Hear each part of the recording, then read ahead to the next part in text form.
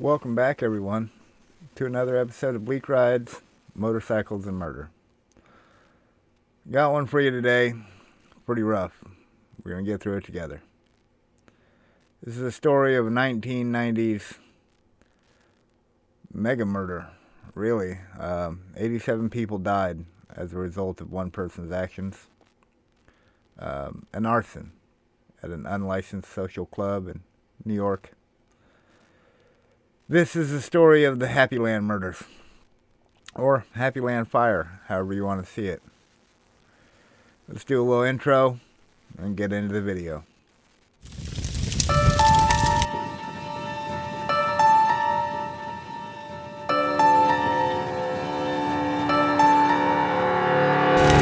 The Happy Land fire was an act of arson that killed 87 people on March 25th, 1990. The 87 victims were trapped in an unlicensed Happy Land social club located at 1959 Southern Boulevard in the West Farm section of the Bronx in New York City. Most of the victims were young Hondurans celebrating Carnival, many of them part of the Garifuna American community, Cuban refugees, and more. Julio Gonzalez, whose former girlfriend was employed at the club, was arrested soon afterward and ultimately convicted of the arson and murders. This fire was the deadliest in New York since the Triangle Shirtwaist Factory fire, which coincidentally occurred on the same day, but in 1911. And the deadliest in American territories since the DuPont Plaza Hotel fire in Puerto Rico in 1986. Before the blaze, Happy Land was ordered to close for building code violations. Remember, it was an unlicensed club. In November 1988, the violations included a lack of fire exits, alarms, or a sprinkler system, and there had been no follow-up by the fire department that was documented. They never scheduled anything or even tried to bring the club into compliance. Do a little background on Julio Gonzalez. Julio had served 3 years in prison previously in Cuba during the 1970s for desertion from the Cuban army. In 1980, he faked a criminal record as a drug dealer to help him gain passage in the Mariel boat lift. The boat lift landed in Florida, where he then traveled to Wisconsin and Arkansas and eventually settled in New York. He was sponsored by the American Council for Nationalities in Manhattan, and 6 weeks before the fire, he had split up with his girlfriend, Lydia Felicino. Before that, Gonzalez had lost his job at the lamp factory in Queens.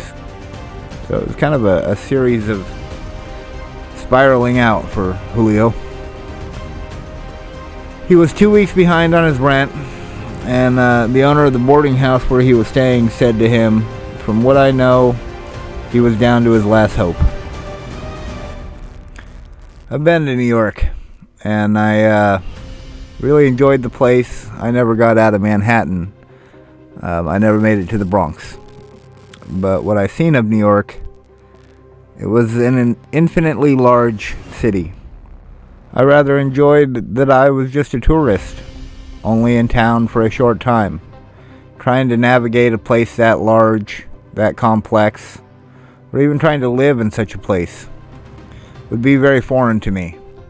I can only imagine what it would be like even earlier, before all this wonderful technology that brings us all together now. The place would have probably felt even more desolate, more isolating, for as impossibly large as it is. The evening of the fire, Julio had argued with his former girlfriend, Feliciano, who was the coat check worker at the club, urging her to quit. She said that she had had enough of him and did not want anything to do with him anymore. He was ejected by the bouncers around 3 a.m. He was heard to scream drunken threats to shut this place down. He also reportedly shouted, "I'll be coming back."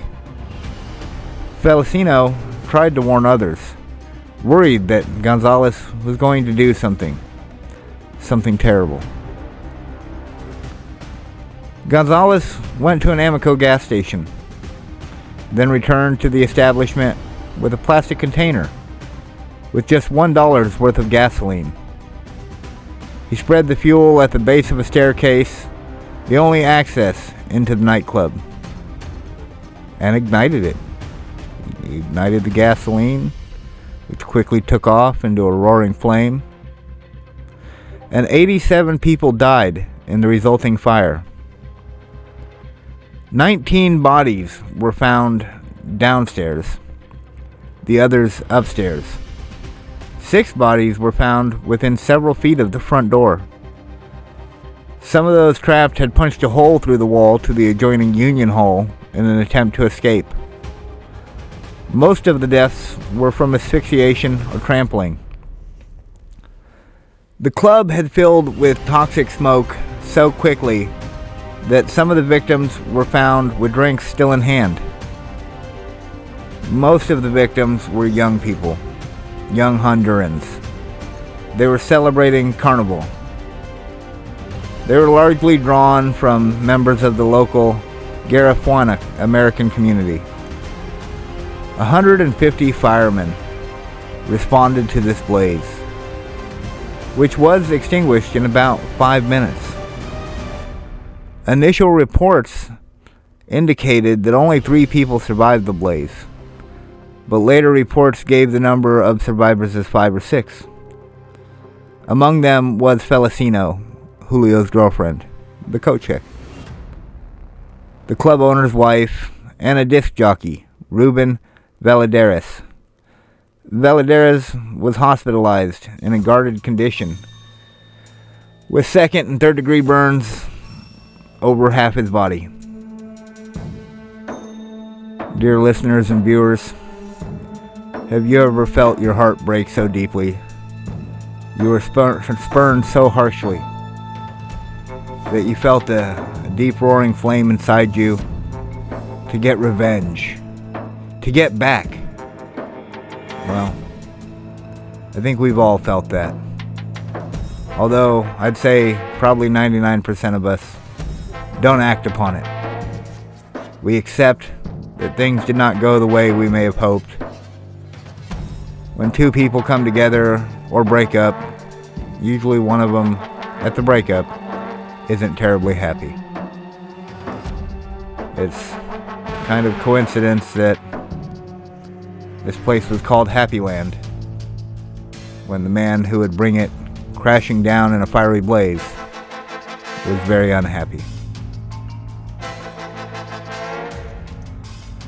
After setting this fire, Julio Gonzalez returned home, removed his gasoline-soaked clothes, and fell asleep, sound as a baby.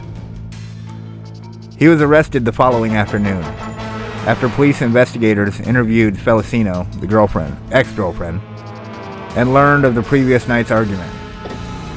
Once advised of his rights, he admitted to starting the blaze. Julio Gonzalez was charged with 174 counts of murder, 2 for each victim, and was found guilty on 87 counts of arson and 87 counts of murder. On August 19, 1991, for each count he received the maximum sentence of 25 years to life. Julio would be eligible for parole, but New York law states that a sentence for multiple murders occurring in one act must be served concurrently rather than consecutively, so parole would be eligible at the end of the term, some 4,035 years from then.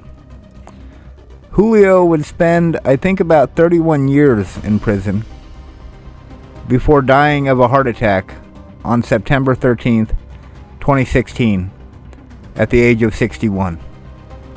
And Julio Gonzalez would not be the only person to be charged with a crime in relation to these 87 deaths. The Bronx attorney said the landlord and the building owner, a man named DiLorenzo, were also accomplices in some regard. They had ignored the violations brought on by the codes. They had not changed anything or updated the building codes. They both ended up pleading guilty in May of 1992, agreeing to perform community services and paying $150,000 towards a community center for the Hondurans in the Bronx. A $5 billion lawsuit was also filed by the victims and their families against the owner and landlord and city. And some building material manufacturers that were also cited settled in July of 1995 to the tune of $15.8 million, or as it's broken down, $163,000 per victim. $163,000 for a life. Doesn't seem like it adds up, in my opinion. The lesser amount was due mostly to unrelated financial difficulties of the landlord. Yeah, I mean, this is a rough one all around. When you own property, from my personal experience, I do my best to keep the property up to code. The city comes in once every 3 years. They look for safety issues. They find any, I update at my cost. That's the rub. That's part of owning property. And these guys didn't. So, I mean, it seems fair that they are found, at least complicit or accountable for some portion of this. They could have done things to potentially mitigate such a disastrous fire taking so many lives. One interesting side piece: the man who had leased the building and turned it into a club back in 1987, he died in the fire as well. He had been holding that lease for 7 years, or acting as a club owner. His name was Elias Colon, and he died in the fire. An eviction trial against Colon had been scheduled to start on March 28th of that year of the fire. And even if Elias had survived the fire, the eviction trial would have been moot, as the building that housed the Happy Land Social Club was condemned and demolished within 24 hours of the fire. If you go to the Bronx today, the street outside the former Happy Land Social Club has been renamed the Plaza of the 87 in memory of the victims. 5 of the victims were students at nearby Theodore Roosevelt High School, which had a memorial service for all the victims in April of 1990. A memorial was erected directly across the street from the former establishment, with the names of all 87 victims inscribed on it. It was so jarring for New York. Later, when a TV show very popular called Law and Order came out, in its second season, they had an episode called Heaven, and that episode was inspired by the Happy Land fire. Sometimes in anger, we do things we can't take back. I think I've done that a couple times myself, said something. Once it was out, the harm was done. We always got to remember to give each other a little bit more space, to be a little bit more understanding. I think we all get caught up in our emotions, in our hearts, and want to do what we can to make people see things the way we see them. It doesn't always work.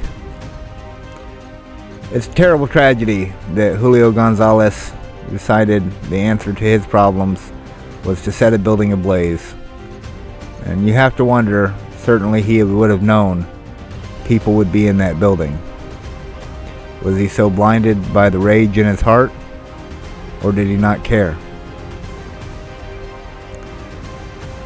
History tends to be the judge, and the history on this one is he killed a lot of people and he died in prison himself. It's tragedy and death all around. I'm glad a couple people survived.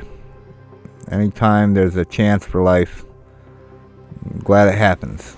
And it's interesting, the fire department, got to thank the New York Fire Department, ever the bulwark, keeping New York safe. They were able to get this fire out in 5 minutes, probably save a whole lot of lives in the adjoining buildings. This has been a Bleak Rides production, a story of murder on motorcycles. If you like this type of content, please consider hitting that like button. If you really enjoy my content, please consider subscribing to it. I do murder and motorcycle content on this channel. That's pretty much all we do. One of the two flavors. And with that, I'll let you all get back to your busy lives. Just ride.